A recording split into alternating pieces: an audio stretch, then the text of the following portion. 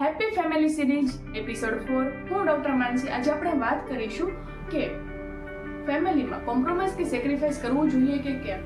ઘણા એવું વિચારતા હોય કે મારા ફેમિલીમાં હું જ કેમ કોમ્પ્રોમાઇઝ કરું, હું જ કેમ સેક્રિફાઈસ કરું, મારો કઝિન, મારી બેન, મારો ભાઈ કેમ કોમ્પ્રોમાઇઝ નથી કરતા. તો હું એને એક ક્વેશ્ચન પૂછું છું કે શું તમે તમારા ફેમિલીને લવ કરો છો કે કેમ, તમારા મમ્મી પપ્પા, તમારા છોકરાને ખુશ જોવા માંગો છો કે કેમ.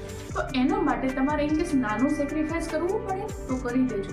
નાની ખુશી ઉપર ફોકસ ના કરો, એની સામે તમને કેટલી મોટી ખુશી મળે છે એના પર ફોકસ કરો. જ્યારે તમારા ઘરમાં પપ્પા કે જેને શૂઝ પહેરવાનો શોખ નથી, નવા નવા રેસ્ટોરન્ટમાં જમવા જવાનો શોખ નથી, નવા નવા ક્લોથ્સ પહેરવાનો શોખ નથી, તો બધા જ શોખ છે ને, ત્યારે એવું ના કહેવાય કે પપ્પા ચીંગુસ છે કે એને આ બધામાં ખબર નથી પડતી. એને ખબર તો બધી જ પડે છે, પણ તમારી ખુશી માટે એ કોમ્પ્રોમાઇઝ કરે છે. અત્યારે ઘણાના ઘરમાં એવું હોય છે કે ના મારી મનપસંદનું જ બનવું જોઈએ, બીજું મેમ્બર કહેશે ના મારી મનપસંદનું જ બનવું જોઈએ, જો એની મનપસંદનું બન્યું તો હું નહીં જમવાનું, આજે મારે નહીં ખાવું, થોડું જમી લેશે. તો આવું મનમાં ના રાખો. તમારા ફેમિલીની ખુશી માટે એને જે ભાવે છે તે જમો.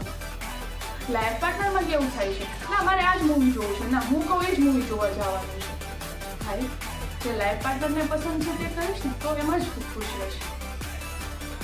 અરે તમને ફેમિલી ફંક્શનમાં જવું નથી ગમતું, પણ તમારા ફેમિલીની ખુશી માટે જ્યારે તમે જાઓ છો ને ત્યારે તમારા ઘરમાં ખુશી વધારે આવે. કોમ્પ્રોમાઇઝ કરતું પર્સન હોય ને તો એમને આ વિડીયો શેર કરી દેજો અને એને દિલથી થેન્ક યુ કહી દેજો.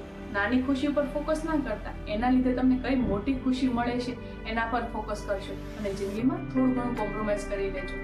હસતા રહેજો અને હેપી રહેજો.